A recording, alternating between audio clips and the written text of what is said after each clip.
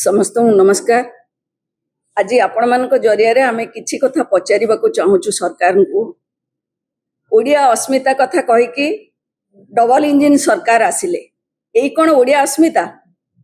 ओडिशा को दुर्बल करी ओडिशार स्वाभिमान को धूलिसात करी से माने चाहूँगी ओडिया अस्मिता कथा करी एटी सरकार रहिबे। ओडिशावासी को से बोका भाविबा कथा नुहे। लोक मैंने जानी सारे केवल भुवनेश्वरवासी नुहति पूरा ओडिशार प्रत्येक लोकों पाई एटा गोटे गर्वर कथा थिला जे मेट्रो रेल प्रकल्प भुवनेश्वर आरंभ हो त्रिशूलिया केवल जाऊनी भुवनेश्वर कटक जीव एवं परवर्ती पर्यायर भुवनेश्वर पुरी जीव एवं आहुरी दरकार पड़े केतबेले हुए तो ताहा एक्सटेंड हम किंतु आज जो भली भाबरे तापरे रोक लगेइछथि सरकार एथिरे समस्त आज मर्माहत। मु केवल गोटे कथा कहबी जो कथा कहउछथि से जे वर्ष को 1000 करोड़ टंका क्षति सहिब तांकर तो डबल इंजिन से डबल इंजिन सरकार कथा कहउछन्ति जे अनेक किछि करि परिबे ये राज्य को विकसित करबा पर स्वप्न मध्य से देखुछन्ति जे 2037 रे 36 रे से माने एटा को विकसित ओडिशा करियो बोली क्लेम करछन्ति किंतु विकसित ओडिशा केमिति हबो राज्यर राजधानी रु जदि से मेट्रो प्रकल्प हटै नउछन्ति आ लॉस कथा कहउछन जे 1000 करोड़ लॉस हबो तांकर सरकार मध्य केंद्र रे अछन्ति से माने जो गैप फंडिंग काहे करू नांति तांको सरकार अनेक राज्य आपण देखंतु आज 25 राज्य रे पाखापाखी मेट्रो प्रकल्प हेलानी सबुआडे कोन प्रॉफिट रे चलीची एठी जदि मेट्रो प्रकल्प हेई थांता एठी इकोनॉमिक एक्टिविटी बढ़ी थांता ये गोटे अर्थनैतिक हब रे परिणत हेई थांता राजधानी खाली राजधानी नो ओडिशा प्रति जो लोकंकर जो भावना रही अंतर्जातीय स्तर रे मो जातीय स्तर कथा कहबी अंतर्जातीय स्तर रे जोटा रही सेटा बदली थांता आमे कहउचंती एठी आमे आईटी हब करबा एठी स्पोर्ट्स कैपिटल हेछि भुवनेश्वर किंतु आमे गोटे मेट्रो रेल प्रकल्प को आज बंद कर दउचंती कोन ना पूर्व सरकार करचंती सरकार गोटे कंटिन्यूअस प्रोसेस आपण को सरकार जदि बदली हेई जाईची कोनोसी दलर ता माने कोन आमे जते डेवलपमेंटल काम होछि ताको बंद कर दबा। आज जो कथा कहउतले माननीय विधायक ये पैसा जो पैसा कहार आर जवाब के दबो ये होछि पब्लिक मनी प्रत्येक लोक पाई पाई करी पैसा दउचंती से पैसा आज जो 273 करोड़ जोटा देइचंती से माने सेटा बहादुरी के कथा किछि नुहे लोकन को पैसा से देइचंती किंतु काहे की गोटे प्रोजेक्ट दिवर्ष चलिबा परे सर्वे एठी हेइची एठी काम आरंभ हेइची एठी कॉन्ट्रैक्टर काम नैचंती तापर आपण बंद कर देबे एबे से जो डीएमआरसी को जो दिया जाइतला काम दिल्ली मेट्रो को से माने एबे जतबे क्लेम करिवे तांको पैसा पई से पैसा दबो के ओडिसा रो पैसा कहारो नुहे को नेतांकर नुहे को दलर नुहे एठी होछि ओडिसावासी पैसा ताकू एभली भाबरे से माने नष्ट करि परिबे नाही आर जवाब निश्चित भाबरे ओडिसावासी मागुचंती। तेणु आमे आज कहबाकू चाहूची जे रेल प्रकल्प जो मेट्रो रेल कथा सरकार आउ थरे चिंता करंतु ओडिसावासी चाहूचंती जे एठी भुवनेश्वर प्रथम दफारे भुवनेश्वर त्रिशूलिया जो कथा पूर्वतन मुख्यमंत्री श्री नवीन पटनायक करथिले शिलान्यास करथिले काम मध्य चलथिला ताकू पुनर्विचार करा जाऊ ताकू पुणी थरे करा जाऊ आमे कहउचंती जे बीसीपीपीआर जोटा भुवनेश्वर कटक पुरी और पारादीप इकोनॉमिक रीजन कथा कहउचंती केमिति इकोनॉमिक रीजन कथा आमे चिंता करि परचन जतबेले आमे कोनोसी डेवलपमेंटल काम को बंद करचंती गोटे मेट्रो रेल प्रकल्प जहार बहुत सुदूर प्रसारी इंपैक्ट थिला आम अर्थनीति ऊपर ताकू आमे बंद कर दउचंती आमे कोन चिंता करचंती काहाकू नै कि आमे चिंता करचंती जे ये रीजन आगु को आसीबो ये रीजन केवल स्वप्न होई कि रहिबो ये रीजन केवल फाइल ले रहिबो जहा जणा पड़ची। तेणु आमे समस्ते आज अनुरोध करूछु डिमांड करूछु दाबी करूछु जे ए विषय रे पुनर्विचार करा जाऊ एवं मेट्रो रेल प्रकल्प को आउ थरे चालू करा जाऊ। समस्त को स्वागत गणमाध्यम बंधु माने आज एक गुरुत्वपूर्ण प्रसंग रे बिजु जनता दल तार मतामत रखिब आपण मानक गणमाध्यम रे उपयुक्त प्रसार और प्रचार पाई एवं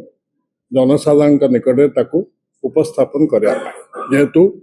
ये केवल राजधानी भुवनेश्वर स्वार्थ एते जड़ित नुहे समग्र राज्यर स्वार्थ राज्यवासी स्वार्थ एते जड़ित थिला। आपण समस्त जानते भुवनेश्वर राजधानी भुवनेश्वर एक ଗୋଟିଏ ଏଭଳି ରାଜଧାନୀ ଯାହାର ଐତିହାସିକ ପୃଷ୍ଠଭୂମି ଅଛି ଏବଂ ଇତିହାସ ପୃଷ୍ଠାରେ ମଧ୍ୟ ତାର ସ୍ଥାନ ଅଛି ଏବଂ ଯାହା କଟକ ସହର ଯାହାକୁ କହନ୍ତି କ୍ୱିନ୍ ସିଟି ଇଂରାଜୀ ଦେଶ ସହର ତା ସହିତ ବିଭିନ୍ନ କ୍ଷେତ୍ରରେ ଯୋଡ଼ି ହେଇ ରହିଛି। କଟକ ପୁରୁଣା ରାଜଧାନୀ ଥିଲା, ଭୁବନେଶ୍ୱର ନୂତନ ରାଜଧାନୀ ହେଲା, କିନ୍ତୁ ସବୁ କ୍ଷେତ୍ରରେ ଉଭୟ ସହର ମଧ୍ୟ ସଂସ୍କୃତି ଭାବ ଜଡ଼ିତ ହେଇକି ରହିଛି। ପୂର୍ବତନ ମୁଖ୍ୟମନ୍ତ୍ରୀ ଏବଂ ବିରୋଧୀ ଦଳ ନେତା ମାନ୍ୟବର ଶ୍ରୀ ନବୀନ ପଟ୍ଟନାୟକ ସହରରେ ରାଜଧାନୀ ଭୁବନେଶ୍ୱର ଯେହେତୁ ଆପଣ ଜାଣିଛନ୍ତି ସ୍ମାର୍ଟ ସିଟିର ଆଖ୍ୟା ପାଇଥିଲୁ ଆମେ ପୂର୍ବତନ ମେୟରଙ୍କ ସମୟରେ, ଏବେ ଏଭର ମେୟର ବି ତାକୁ ଆହୁରି ଜାଜଲ୍ୟମାନ କରିଛନ୍ତି, ଯାହା ଆମେ ସିଟି ହିସାବରେ ବହୁତ ଆଗରେ ଅଛୁ। ତାକୁ ଆଖିରେ ରଖି ରାଜ୍ୟବାସୀଙ୍କ ଆଖିରେ ରଖି ଏବଂ ରାଜ୍ୟରେ ପୁଞ୍ଜି ଲଗାଣକୁ ସୁଗମ କରିବା ଏବଂ ଦ୍ୱିତୀୟରେ ଯେଉଁ ଯୁବ ଶକ୍ତି ଅଛନ୍ତି ସେଇ ପିଲାମାନଙ୍କର ଯେଉଁ ଆଶା ଆକାଂକ୍ଷା ରହିଛି ତାକୁ ବଢ଼େଇବା, ଶିକ୍ଷା କ୍ଷେତ୍ରରେ ତାକୁ ଆହୁରି ସମ୍ପ୍ରସାରଣ କରିବା, ଏସବୁକୁ ଆଖିରେ ରଖି ମହିଳାମାନଙ୍କୁ ସଶକ୍ତିକରଣ କରିବା ନେଇ ଅନେକ କ୍ଷେତ୍ରରେ ଆଉ ଐତିହ୍ୟ କ୍ଷେତ୍ରରେ ଯେଉଁ ଶ୍ରୀ ଜଗନ୍ନାଥ ପ୍ରକଳ୍ପ, ଏଠି ଏକାମ୍ର କ୍ଷେତ୍ରରେ ମଧ୍ୟ ପ୍ରକଳ୍ପ, ଏସବୁ ଆଖିରେ ରଖି ପୂର୍ବତନ ମୁଖ୍ୟମନ୍ତ୍ରୀ ନବୀନ ପଟ୍ଟନାୟକ ସର୍ବାଙ୍ଗୀନ ଉନ୍ନତି ଉପରେ ଗୁରୁତ୍ୱ ଦେଇ ଆସିଥିଲେ। ଭୁବନେଶ୍ୱର ମେଟ୍ରୋ ରେଲ କର୍ପୋରେସନ ପକ୍ଷରୁ ଯେଉଁ କାର୍ଯ୍ୟକ୍ରମଟି ଆପଣମାନେ ସମସ୍ତେ ଜାଣିଛନ୍ତି ଯେ ଭୁବନେଶ୍ୱର ଏୟାରପୋର୍ଟରୁ ତ୍ରିଶୂଳିଆ ଛକ ପର୍ଯ୍ୟନ୍ତ ପ୍ରଥମ ପର୍ଯ୍ୟାୟରେ, ଦ୍ୱିତୀୟ ପର୍ଯ୍ୟାୟରେ କଟକ ସହର ଏବଂ ଦ୍ୱିତୀୟ ପର୍ଯ୍ୟାୟରେ ମଧ୍ୟ ଶ୍ରୀକ୍ଷେତ୍ରକୁ ମଧ୍ୟ ଯୋଡ଼ିବା ପାଇଁ ମଧ୍ୟ ଉଦ୍ୟମ ହେଇଥିଲା। କିନ୍ତୁ ଦୁଃଖର ବିଷୟ, ଦୁର୍ଭାଗ୍ୟର ବିଷୟ, ଆମ ଓଡ଼ିଶାରେ ଗୋଟେ ଢଗ ଅଛି, ଓଡ଼ିଆରେ ଗାଲୁଆଙ୍କ ବାରବାଟୀ ଚାଷ। ଚାଷ ତ ଗଲାଣି, ଉଜୁଡ଼ି ଧାନ ଉଠୁନି ମଣ୍ଡିରୁ, ଟୋକନ ଦେଉନାହାନ୍ତି, କିନ୍ତୁ ଏଠି ବାରବାଟୀ ଚାଷ ହଉଛି। ବାରବାଟୀ ଚାଷଟା କେମିତିଆ? ଏଠି 3 ଜଣ ମନ୍ତ୍ରୀଙ୍କର କଥାରେ ତାଳମେଳ ନାହିଁ, ଯେ ସରକାରର ତ ତାଳମେଳ ନାହିଁ ବିଭିନ୍ନ କ୍ଷେତ୍ରରେ। ସକାଳେ ଗୋଟେ କଥା, ସନ୍ଧ୍ୟାବେଳେ ଗୋଟେ କଥା। ଏଠି ପୂର୍ତ୍ତମନ୍ତ୍ରୀ ମାନ୍ୟବର ଶ୍ରୀ ହରିଚନ୍ଦନ ମେଟ୍ରୋ ପ୍ରୋଜେକ୍ଟ ଉପରେ ଗୋଟିଏ କଥା କହୁଛନ୍ତି, ଆମର ନଗର ଉନ୍ନୟନ ମନ୍ତ୍ରୀ ସିଏ ମଧ୍ୟ କହୁଛନ୍ତି ଆଉ ଗୋଟିଏ କଥା ସେ ମେଟ୍ରୋ ପ୍ରୋଜେକ୍ଟ ଉପରେ। ଆଉ ଗୋଟିଏ ଆମର ଯେଉଁ କହନ୍ତି ଆମର ପରିବହନ ମନ୍ତ୍ରୀ ଆମର କୃଷ୍ଣଚନ୍ଦ୍ର ପାତ୍ର, ସେ ମଧ୍ୟ ଆଉ ଗୋଟେ କଥା କହୁଛନ୍ତି, ନାଇଁ ଆମର କୃଷ୍ଣଚନ୍ଦ୍ର ପାତ୍ର ଆଉ ଗୋଟେ କଥା ଯୋଗାଣ ମନ୍ତ୍ରୀ, ସେ ଆଉ ଗୋଟେ କଥା କହୁଛନ୍ତି। ତେଣୁ ଏ 3ଟି ମନ୍ତ୍ରୀଙ୍କ କଥାବାର୍ତ୍ତାରେ ତାଳମେଳ ରହୁନି। କିଏ କହିଲାଣି ମେଟ୍ରୋ ଉପରେ ଯିବ, କିଏ କହିଲାଣି ଭୂଇଁ ତଳେ ଯିବ, କିଏ କହିଲାଣି ସେ ଡିପିଆର ଏ ଯେଉଁ ପ୍ରସ୍ତୁତ ହେଇଥିଲା ତା ସଠିକ ଭାବେ ହେଇନାହିଁ। ଏଇଥିପାଇଁ ମୁଁ କହୁଛି ଯେ ଏ ଗାଲୁଆଙ୍କ ବାରବାଟୀ ଚାଷ, ଲୋକଙ୍କର ଯେଉଁ ଆବଶ୍ୟକତା ତାକୁ ଆଖିରେ ରଖାଯାଉନି, ବରଂ କିଛି ନୂତନ ଭାବେ ନବୀନ ପଟ୍ଟନାୟକ ଯେଉଁ କାର୍ଯ୍ୟକ୍ରମଟି 6,200 କୋଟିରୁ ଅଧିକ ଯେଉଁ ପାଖାପାଖି କରିଥିଲେ ପ୍ରୋଜେକ୍ଟଟିକି 6,255 କୋଟିର, ତାକୁ ବାତିଲ କରିଦେଲେ ଏବଂ ବର୍ତ୍ତମାନ ରାଜ୍ୟ ତହବିଲରୁ ସେଇ ଯେଉଁ କମ୍ପାନୀଟି ନେଇଥିଲା ତାକୁ ବର୍ତ୍ତମାନ ଜନସାଧାରଣ ପଇସାରୁ ବର୍ତ୍ତମାନ କ୍ଷତିପୂରଣ ଦେବେ। ଜନସାଧାରଣ ପଇସା, ଏମାନେ ପଇସା ତ ଆଣିପାରୁନାହାନ୍ତି। ବର୍ତ୍ତମାନ ଉଦ୍ୟମ କରନ୍ତୁ, ଏବଂ ଅକ୍ଷମ ଯେହେତୁ କହନ୍ତୁ କେନ୍ଦ୍ରକୁ ଅକ୍ଷମ ଆମେ, ଆମକୁ କିଛି ଅନୁଦାନ ଦିଅ ସକ୍ଷମ କରିବା ପାଇଁ କହନ୍ତୁ। ବର୍ତ୍ତମାନ ମୋ ଗଣତ ମାନ୍ୟବର ବିଧାୟକ ଅଛନ୍ତି ଅନ୍ତ ନାରାୟଣ ଜେନା, ମେୟର ଅଛନ୍ତି ସୁଭାଷ ସିଂ କଟକର, ଶ୍ରୀମତୀ ସୁଲୋଚନା ଦାସ ମାନ୍ୟବର ମେୟର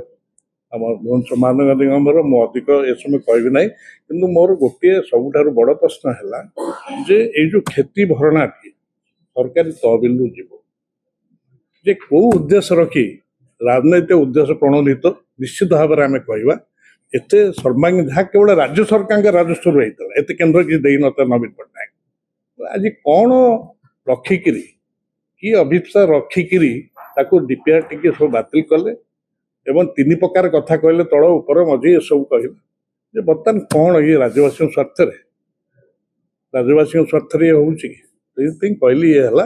ଗାଲୁଆଙ୍କ ବାରବାଟୀ ଚାଷ।